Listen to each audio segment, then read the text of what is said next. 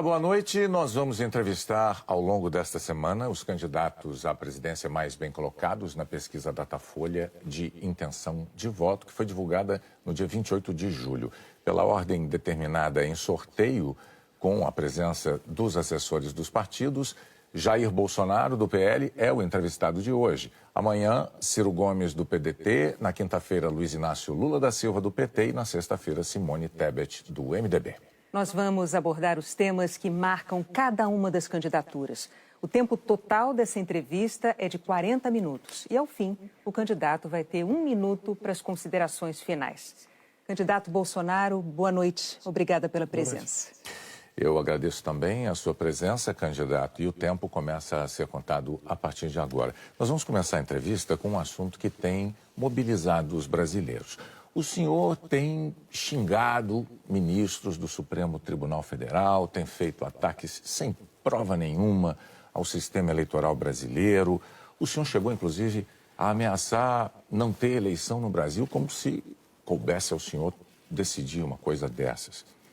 Candidato, com franqueza, o que é que o senhor pretende ou o que é que o senhor pretendeu com isso? O senhor pretendeu, por acaso, criar um ambiente que, de alguma forma, permitisse um golpe, contra o qual, inclusive, a sociedade civil se manifestou agora com a divulgação de 2 manifestos ou outros manifestos em defesa da democracia? Primeiro, você não está falando a verdade quando fala xingar ministros. Isso não existe. Isso não existe. É um fake news da sua parte. Outra coisa, eu quero é transparência nas eleições. Vocês, com toda certeza, não leram o inquérito de 2018 da Polícia Federal, que, inclusive, está inconcluso. E aquela pergunta que eu sempre faço. Se você pode botar uma tranca a mais na sua casa para evitar que ela seja assaltada, você vai fazer ou não? Então, esse é o objetivo disso que eu tenho falado sobre o Tribunal Superior Eleitoral. E outra coisa, em 2014, tivemos eleições, no segundo turno, o PSDB duvidou da lisura das eleições e contratou uma auditoria. E a conclusão da auditoria do PSDB, que as urnas são inauditáveis. E só para ficar bem tranquilo aqui, em 2018, houve uma denúncia de fraude e a senhora Rosa Weber determinou que fosse aberto um inquérito pela Polícia Federal para apurar a fraude. Que, obviamente, se houve fraude, eu ganhei, quem fraudou seria eu. A PF começou a apuração. E quem informou o que eu vou te falar aqui para a PF foi o Tribunal Superior Eleitoral. Numa das partes do inquérito está assinado pelo chefe do TI do TSE que hackers ficaram por 8 meses dentro do TSE, inclusive com a senha de um ministro, de nome Banhos, além de senha de outros 5 servidores. Imediatamente, a Polícia Federal pediu os logs, as impressões digitais do que ocorreu nas eleições de 2018.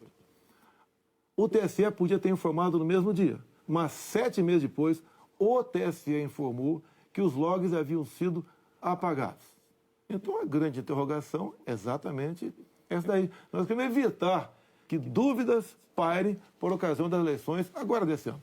Nada mais além disso. É curioso que o senhor se refira a esse episódio, porque o senhor, inclusive, foi acusado de ter divulgado informações sigilosas de investigações inconclusivas. Mas sobre a transparência que o senhor afirma defender das urnas, órgãos fiscalizadores como o Tribunal de Contas da União, a Advocacia Geral da União, associações de juízes, associações de juristas, associações de delegados da Polícia Federal, todos já atestaram a segurança das urnas eletrônicas. Eu vou além.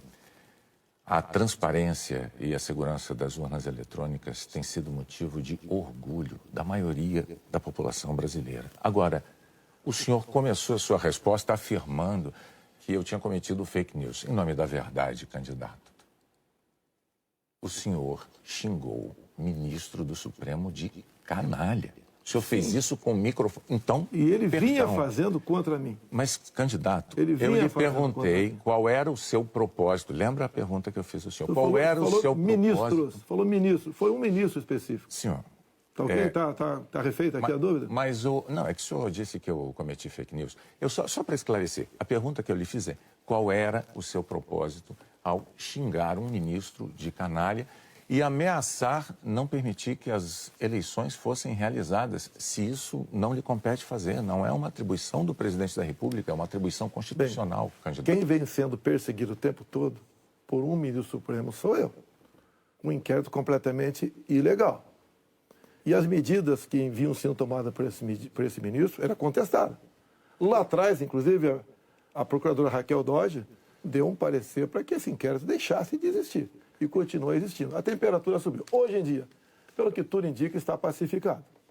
Espero que seja uma página virada. Até você deve ter visto, por ocasião da posse do senhor Alexandre de Moraes, um certo contato amistoso nosso lá. E pelo que tudo indica, está pacificado. E quem vai decidir essa questão de transparência ou não serão, em parte, as Forças Armadas que foram convidadas a participar da Comissão de Transparência Eleitoral. As Forças Armadas são uma das partes, né, desse grupo que analisa a segurança. A grande questão não é nem a presença das Forças Armadas, candidato. A grande questão que se dá é que o senhor se coloca como patrono das Forças Armadas e a forma como o senhor ataca o sistema eleitoral é que causa ruído e que causa uma certa intranquilidade no ambiente eleitoral. Teremos eleições, o ministro Alexandre de Moraes acabou de assumir. Amanhã ele tem um encontro, pelo que me parece, um encontro com o ministro da Defesa para tratar desse assunto sobre transparência eleitoral. Eu tenho certeza que o ministro Alexandre de Moraes vai conversar e chegar a bom termo essa questão de eleições. Agora, precisei provocar para que chegasse a esse ponto. Pode ter certeza que vão ter eleições limpas e transparentes no corrente ano. O senhor costuma dizer que defende a liberdade, mas a impressão que dá quando a gente vê manifestações de apoiadores seus é de que nem todos têm a mesma percepção daquilo que o senhor defende, porque é muito comum vermos apoiadores seus defendendo medidas absolutamente inconstitucionais.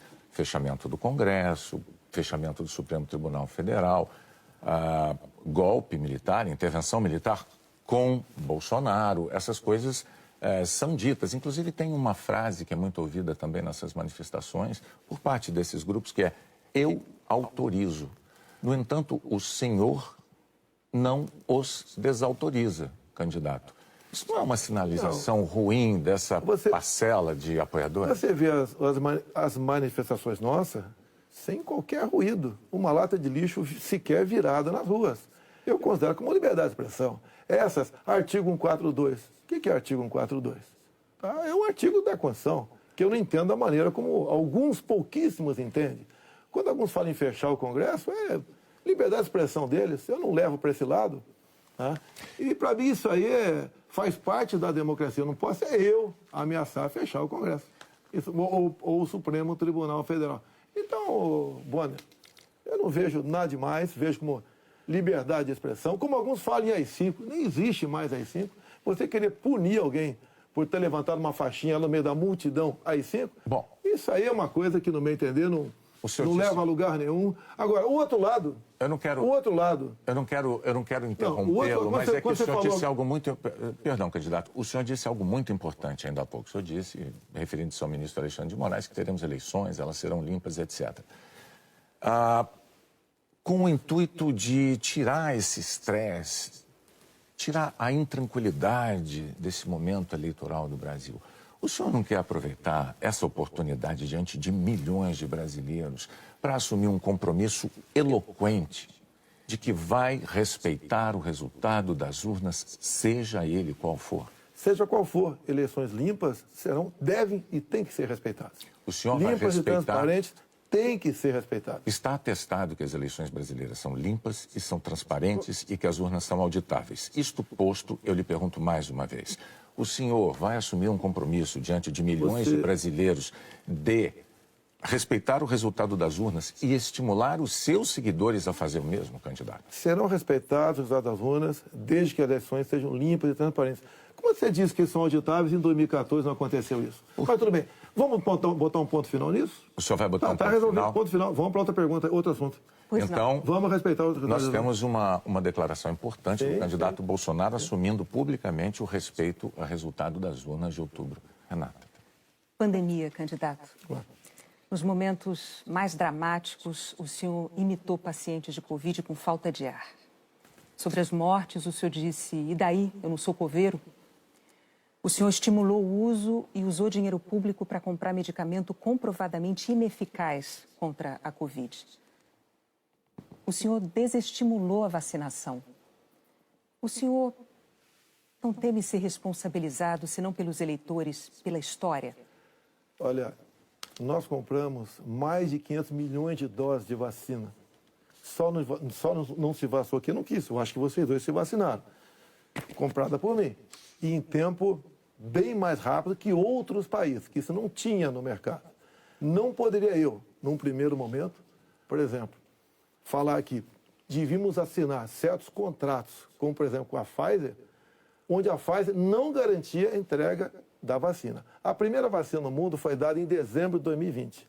Em janeiro, nós já estávamos vacinando no Brasil. Então, fizemos a nossa parte.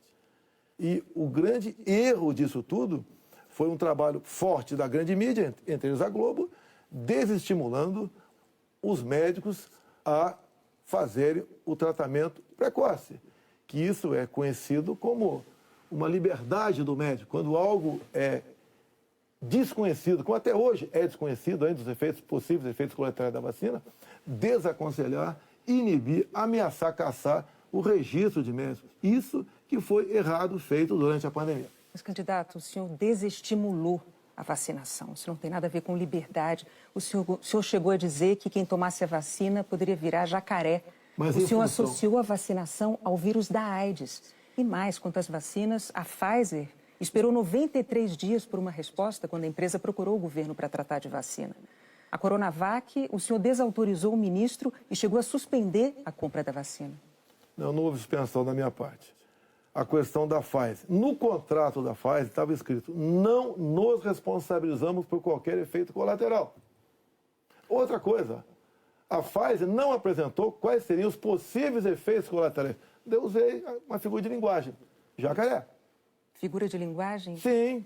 Você acha que é o caso de brincadeira? Não é brincadeira isso. Isso faz parte da literatura portuguesa.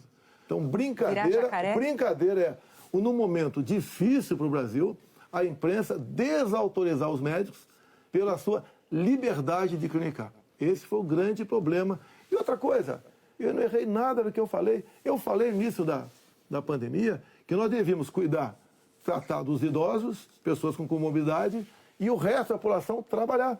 Isso eu falei e não errei. Hoje, muitos países já falam que o lockdown foi um erro, que as pessoas se contaminavam muito mais em casa do que nas ruas.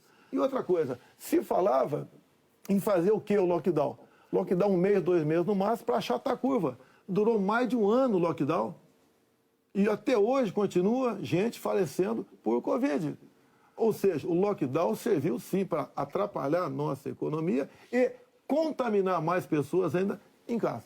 Candidato, mas as medidas socioeconômicas importantíssimas, elas foram adotadas por governos no mundo inteiro justamente para sustentar o fique em casa no pico da pandemia, fique em casa se puder. Para que as pessoas pudessem proteger a própria vida e, ao mesmo tempo, receber um amparo econômico. Para evitar o colapso dos hospitais, aliás, como nós vimos em Manaus. Pessoas morrendo com falta de oxigênio por um erro de logística e gestão do seu ministro da Saúde. Negativo.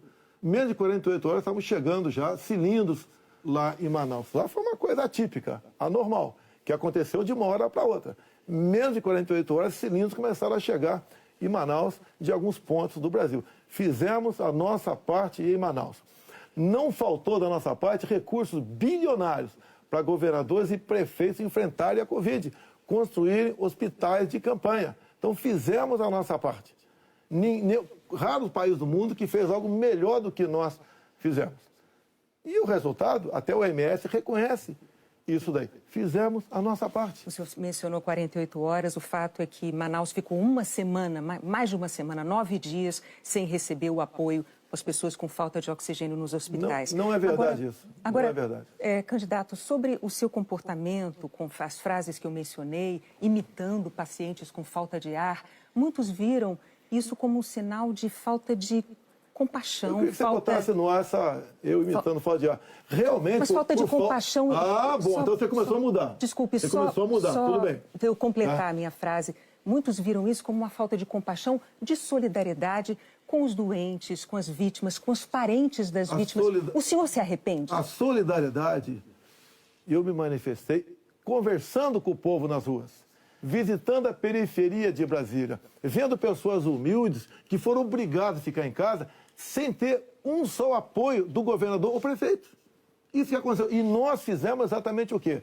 Demos o auxílio emergencial imediatamente. 68 milhões de pessoas humildes começaram a receber o auxílio emergencial. Eles estavam condenados a morrer de fome dentro de casa. O senhor não se arrepende das declarações? Ou ir para as ruas, fazer o que não queriam. Poderiam ter um caos na rua, caos porque pessoas com fome iam para as ruas. Criamos imediatamente o auxílio emergencial. Fizemos a nossa parte. Demos tanto dinheiro para governadores e prefeitos que a gente não tem notícia de eles terem atrasado folha de pagamento ou até mesmo 13º. E quando tivemos a oportunidade de investigar fraudes, aquela CPI do circo feita por Renan Calheiros, Omar Aziz e Randolfo Rodrigues, não quiseram investigar os desvios de recursos enviados para 9 governadores do Nordeste. Fizemos a nossa parte e tratei com muita seriedade essa questão. Agora, não adotei o politicamente correto. Não estimulei. Inclusive, o que eu falei é que quando foi decidido o que era essencial, o trabalho essencial, eu falei, deve ser todo aquele necessário para o homem ou a mulher levar o pão para dentro de casa. A própria MS concordou comigo nessa questão. Então o senhor chama isso de politicamente incorreto? O senhor não se arrepende do seu comportamento, das frases que fez, imitando pessoas com falta de ar, como solidariedade com as famílias que sofreram? Você acabou de falar que eu não imitei falta de ar e voltou a falar em falta de ar novamente. Você voltou a falar em falta de ar novamente. 700 mil mortos. A minha pergunta é muito específica. O senhor se arrepende Lamento as disso? mortes. Não tem que não perder um parente, um amigo. Lamento as mortes. Agora, não poderia ser tratada a Covid da forma como começou a ser tratada. E quando você fala em tratamento precoce, lembre-se que no protocolo do Mandetta tinha o tratamento precoce lá, mas só em casos graves, onde eu não concordei com ele. No início, o protocolo do Mandetta era vá para casa. Quando sentir falta de ar, procura um hospital. Falei, procurar para quê se não tem remédio? E não tinha vacina também naquele momento. Bom, vamos falar de economia? Eu só queria observar, a Renata não retirou observação sobre o fato de o senhor ter imitado pessoas com falta de ar. Ela disse, não. Ela disse que o senhor imitou gente com falta de ar e que faltou também a solidariedade. Foram as duas coisas. E o senhor não respondeu. Mas, candidato, o senhor já deixou claro que o senhor Desculpa. acha que mais brasileiros se contaminaram por ficar dentro de casa sem se expor. Não, o senhor disse isso. Nova York mostra isso aí. O senhor disse isso. Então, vamos agora para a economia. Dentro de casa que fora de casa. Vamos para a economia. Vamos para a economia, que é um tema que o senhor também gostaria de abordar certamente. Em 2018, como candidato, o senhor disse assim, numa entrevista: eu sei do que é que o povo precisa. Inflação baixa, taxa de juros menor, dólar menor. Aí veio o seu governo, os juros básicos da economia dobraram, a inflação mais que dobrou, o dólar que estava em R$ 3,90 está em mais de R$ 5,00. É verdade que tudo isso se deu num cenário de pandemia e num cenário também de guerra na Ucrânia. Ocorre que esse cenário não mudou, não é? A pandemia não acabou, infelizmente, e a guerra da Ucrânia é uma realidade ainda. Pergunto, candidato, qual é o seu plano, uma vez reeleito, para cumprir num segundo mandato as promessas que o senhor fez em 2018 para a economia? Primeiro, as promessas foram frustradas pela pandemia, por uma seca enorme que tivemos no ano passado e também pelo conflito da Ucrânia com a Rússia.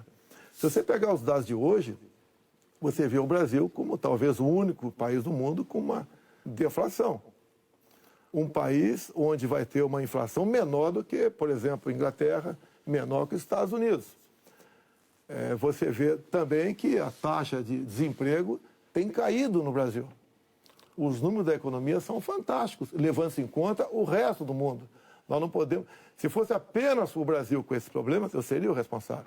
O que nós pretendemos fazer? É continuar exatamente na política que iam fazendo desde 2019. A grande vacina a favor da economia em 2019 foram reformas, como, por exemplo, da Previdência. Foi, por exemplo, a Lei da Liberdade Econômica. Foi a modernização das NRs, das normas regulamentadoras. Milhares de normas nós deixamos de lado, nós revogamos. Então, a grande reforma da economia foi feita, a grande vacina foi feita em 2019, que fez com que nós pudéssemos suportar 2020. Nós pegamos 2020 e 2021 e tivemos um saldo positivo de quase 3 milhões de empregos no Brasil. Diferente de 2014 e 2015, que tivemos uma perda de quase 3 milhões de empregos no Brasil. Isso é sinal do quê? Competência da equipe econômica. Programas como, por exemplo, o Pronamp e o BEM preservaram mais de 10 milhões de empregos no Brasil. O próprio auxílio emergencial, num primeiro momento R$ 600, fez com que a economia, em especial nos pequenos municípios, o município não colapsasse. Então, essas medidas, entre outras, fizeram a gente romper 2020 e 2021. 22, quando veio a guerra agora, problema nós tivemos. Fui na Rússia negociar fertilizantes com o presidente Putin. Se não tivesse ido, não teria fertilizante para a nossa safra agora, desse segundo semestre. Não, isso é importante. Não. Isso garantiu o quê? A segurança alimentar do nosso Brasil e do mundo. Só para concluir, então, num segundo mandato, o senhor daria sequência aos planos que foram estabelecidos e desenvolvidos no primeiro plano. Bonner, você pode ver, Bonner, nós somos o 7º país mais digitalizado do mundo. Tá? Nós fizemos muita coisa no Brasil, atendemos realmente a todas as camadas da sociedade. Só agora, na questão do IPI, a proposta do Paulo Guedes, que está parada no Supremo Tribunal Federal, nós pretendemos diminuir impostos de 4 mil produtos em 35% de IPI. Para o segundo mandato. Não, desse agora. É que a proposta parou no Supremo Tribunal Federal. Estamos há semanas. Agora, senhores, para que a gente possa abordar... Isso começou há 2 meses a redução de IPI, não foi de agora. Para que nós possamos abordar nessa entrevista o maior número de temas, vamos prosseguir, vou falar sobre meio ambiente. Em 2020, o seu então ministro do Meio Ambiente, Ricardo Salles, disse que era para aproveitar que a imprensa toda estava focada na cobertura da pandemia para ir desregulamentando as leis ambientais, o que ele chamou de passando a boiada. Fato é que, no seu governo, a taxa anual de desmatamento da Amazônia deu um salto, é a maior em 15 anos. O senhor continua apoiando essa política de desregulamentação? Olha, você tem que pensar que na Amazônia você tem quase 30 milhões de habitantes lá. Tem 30 milhões de brasileiros na Amazônia. Primeira preocupação é essa. Outra, qualquer propriedade lá tem que preservar 80% e pode usufruir de 20%. Eu tentei, nos primeiros 2 anos de mandato, fazer a regulação fundiária, para saber, por exemplo, qualquer local desmatado ou com foco de calor, de quem é o CPF daquela propriedade. O presidente da Câmara não colaborou para botar essa proposta avante. Agora, quando se fala em Amazônia, por que não se fala também agora na França, que há mais de 30 dias está pegando fogo? A mesma coisa está pegando fogo na Espanha e Portugal. Califórnia pega fogo todo ano. No Brasil, infelizmente, não é diferente. Acontece. Grande parte disso aí, alguma parte disso aí é criminoso, sei disso. Outra parte não é criminoso. É o ribeirinho que toca fogo ali na sua pequena Uma coisa propriedade. É incêndio natural, outra coisa é o desmatamento. Mas tem incêndio. O Pantanal Sul-Mato-Grossense é comum pegar fogo de forma espontânea. Agora, candidato, a favor das críticas dos especialistas à sua política ambiental, tem os números. No seu governo, a taxa anual de desmatamento da Amazônia saltou de 7.500 quilômetros quadrados em 2018 para 13 mil ano passado. O levantamento do MAP Biomas mostrou que 97% dos alertas de desmatamento emitidos desde 2019 não foram fiscalizados pelos órgãos responsáveis, 97%. Especialistas dizem que quando o senhor desautoriza, por exemplo, a destruição de equipamentos pelos órgãos fiscalizadores ou quando o senhor desmonta órgãos como o IBAMA, o senhor está passando uma mensagem de incentivo a quem desmata ou ao garimpo ilegal. Primeira coisa, a destruição, como dá em lei, é se você não puder retirar o equipamento daquele local. O que vinha acontecendo, e ainda vem, infelizmente, é que o material pode ser retirado do local, porque se chegou lá, pode ser retirado. E há o abuso de uma parte. E como eu disse para você, tem abuso locais... de qual parte? Tem locais na Amazônia ali que é permitido Mas desculpa, eu não entendi. Abuso de qual parte do órgão parte do IBAMA. fiscalizador? Sim, por parte do IBAMA. Sim. Por que, candidato? O que seria um Mas abuso o seguinte, do o que diz a lei? da defesa da O floresta que diz a amazônica? lei? Um trator, por exemplo, você tem que tocar fogo se não puder retirar daquele local. E muitas vezes o pessoal do IBAMA faz? Toca fogo mesmo podendo retirar o material de lá. Mas a quem interessa defender a posse de um trator utilizado para derrubar árvores na Amazônia, candidato? Mas não está derrubando a árvore na Amazônia, está derrubando em áreas, muitas vezes... Mas a lei não fala se um local é permitido ou não. A quem lei, interessa, candidato? A lei não fala. Tem sido destruído, vem ser destruído. A minha orientação é cumprir a lei. Nada mais além disso. E os órgãos fiscalizadores... Olha só, a Amazônia é do tamanho da Europa Ocidental. Ali na Amazônia cabe uma Alemanha, cabe uma França, cabe uma Itália, cabe um Portugal, cabe um montão de países. Você pensa que fiscalizar, evitar que pegue fogo Mas é só assim, para vamos lá? entender, então, sobre a desautorização dos órgãos fiscalizadores para destruir equipamento apreendido. Não desautoriza, mando cumprir a lei. A lei fala que se o material puder ser retirado de lá, assim como entrou, não é para ser destruído. Mas com que propósito mesmo? Eu não entendi. Cumprir a lei. Propósito, cumprir a lei. Faz lá dentro, eu tenho aqui uma aspas. Tem quase 30 milhões de pessoas que têm que sobreviver. Eu tenho aqui uma aspas em que o senhor diz que não é para queimar nada, maquinário nem trator. Mas vamos adiante, o fato é que, sobre o meio ambiente, em 2018, o mundo tinha uma visão sobre o compromisso ambiental do Brasil. Hoje, o mundo vê o Brasil como um destruidor de florestas. Num segundo mandato, o que o senhor vai fazer para mudar essa imagem? Primeiramente,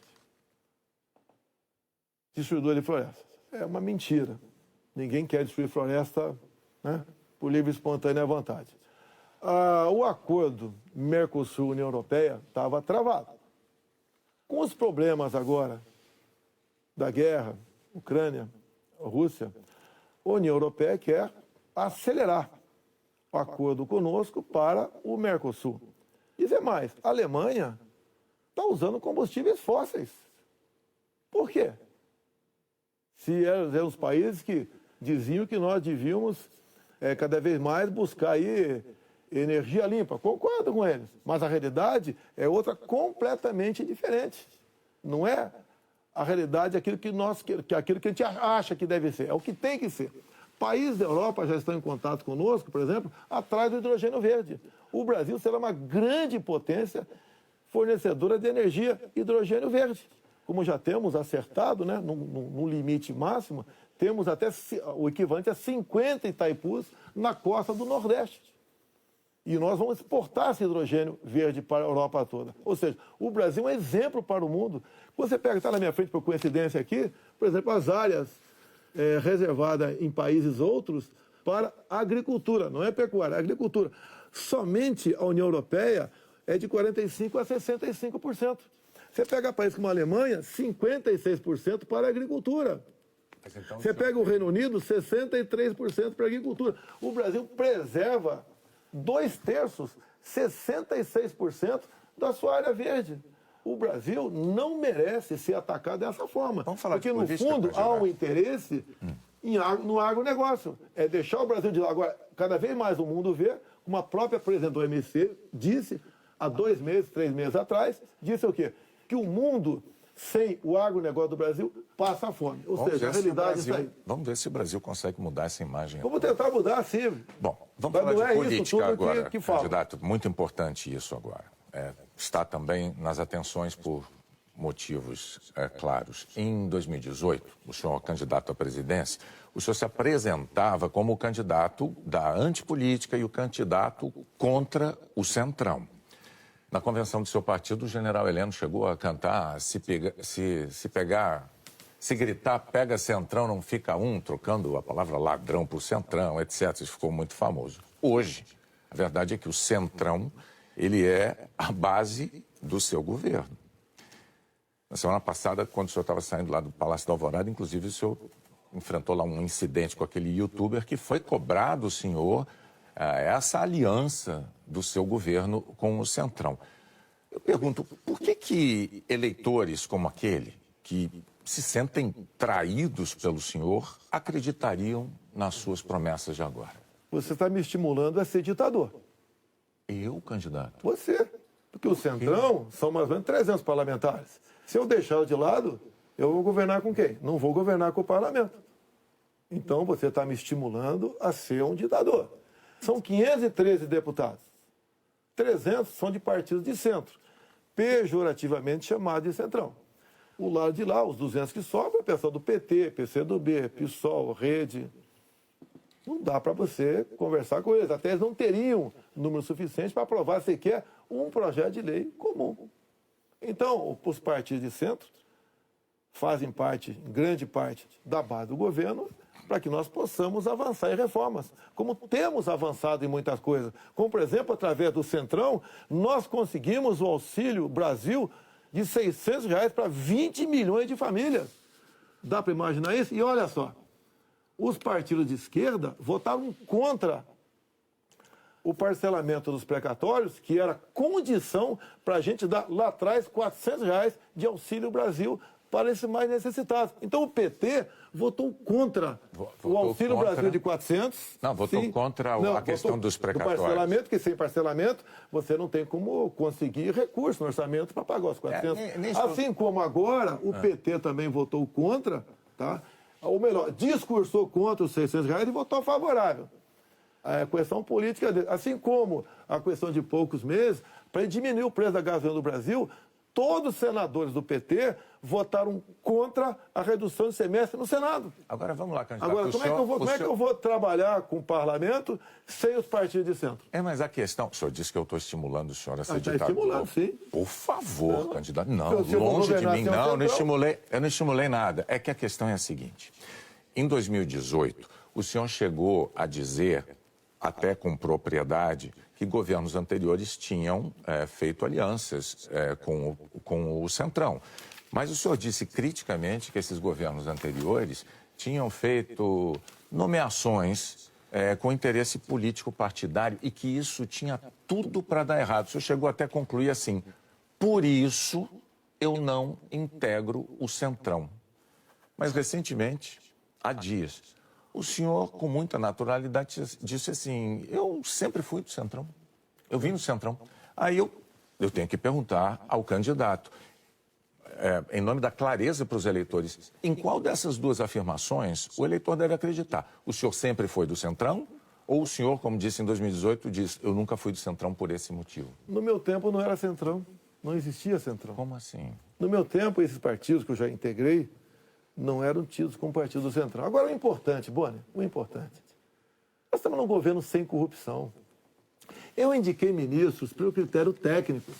Eu não aceitei pressões de lugar nenhum para escalar ministros. Qual governo teria o ministro padrão Tarcísio de Freitas na infraestrutura? Padrão Marcos Pontes na ciência e tecnologia? Padrão a Tereza Cristina na agricultura? Padrão Gilson Machado no turismo? Uma pessoa desconhecida até chegar no meu governo. Padrão Onic Lorenzoni, que eu considero como um coringa meu. Padrão Braga Neto, que esteve na defesa. Ou seja, padrão Salles, uma pessoa excepcional. Padrão, atualmente, o ministro Juca, do Meio Ambiente. Então, essas pessoas que deram um impulsionamento ao governo.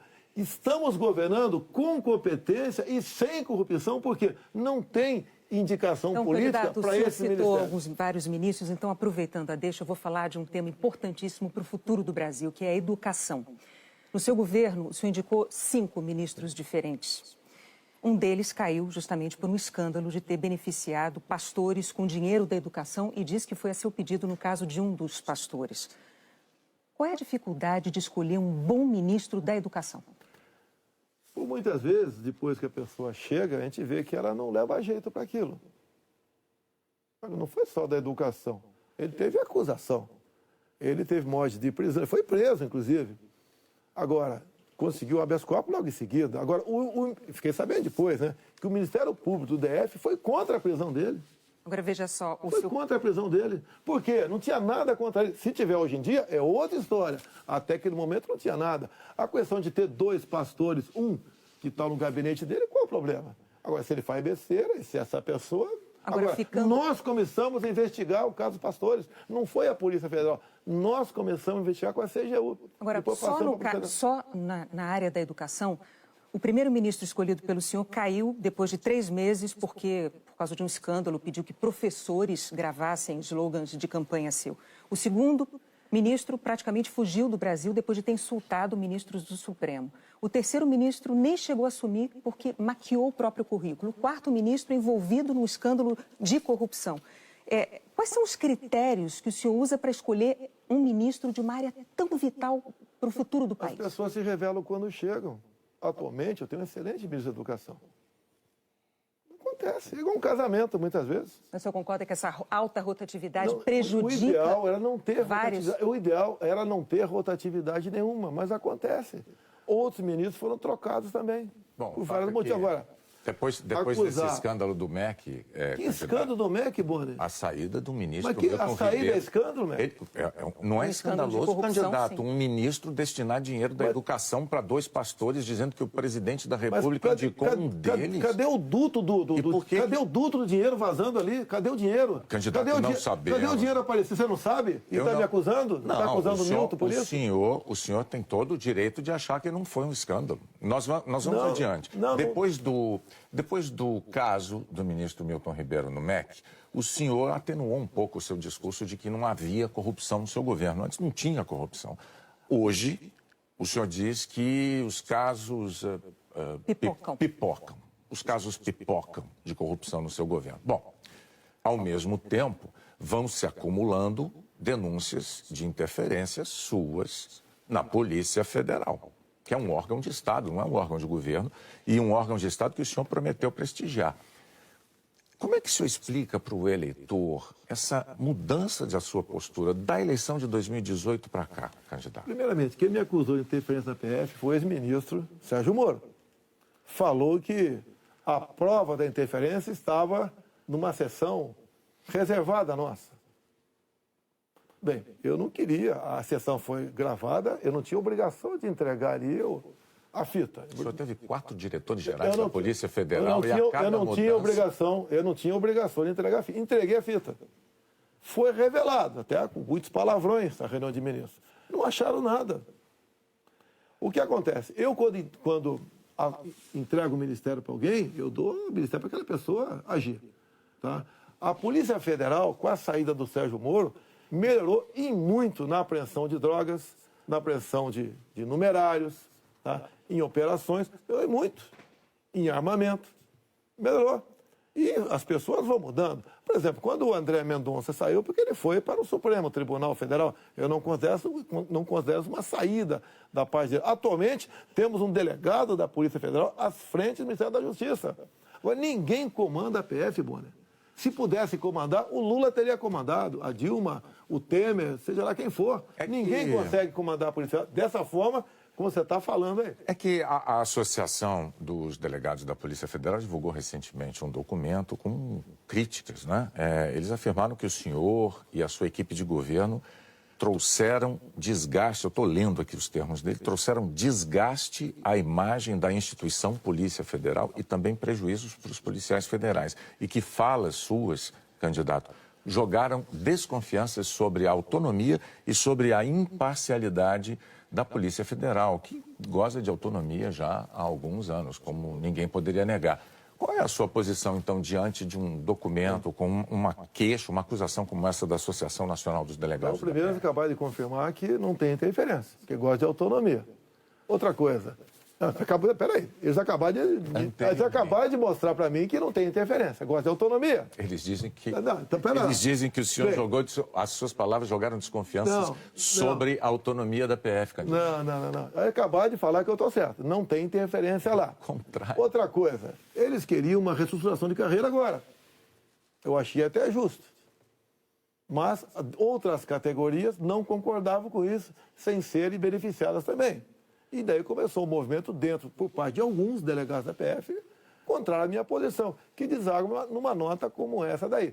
Eu queria, inclusive, reestruturar a Polícia Rodoviária Federal, que era bem mais fácil, menos onerosa. Os delegados, essa mesma associação, não topou fazer isso aí. Então, aí está uma briga política, salarial, por trás disso. Candidato, o senhor agora tem 1 minuto para suas declarações finais. Já acabou? Pois é, passou rápido. Eu queria ficar algumas horas com vocês aí. Tá? Quando o senhor começar, a gente começa a contar o tempo. Vamos lá. O que eu tenho a falar para a população brasileira? Peguei o Brasil numa situação crítica, na questão ética, moral e econômica. Começamos a trabalhar, tá? Fizemos muita reforma em 2019. Infelizmente tivemos a Covid, depois tivemos a guerra lá fora, tá? Tivemos uma seca enorme. E nós fizemos tudo o possível para que a população brasileira sofresse o menos possível. Isso nós fizemos. Hoje você nota o preço do combustível caiu assustadoramente, nada de canetada, com o trabalho nosso junto ao parlamento brasileiro, conseguimos R$600 de Auxílio Brasil para 20 milhões de pessoas mais pobres, conseguimos a transposição do São Francisco, que estava parado desde 2012, levando água para o Nordeste. Nós pacificamos o MST, titulando terras pelo Brasil, e 90% dessa titulação foram para as mulheres. Criamos o PIX, tirando dinheiro de banqueiros, fazendo com que a população pudesse se transformar muitos em pequenos empresários, um PIX sem qualquer taxação em cima do PIX. Anistiamos 99% da dívida de 1 milhão de jovens junto ao FIES. Encerrou? Acabou. Muito obrigado aí, até a próxima. É boa, né? Renato, até a próxima. Candidato, mais uma vez, muito obrigado por ter vindo.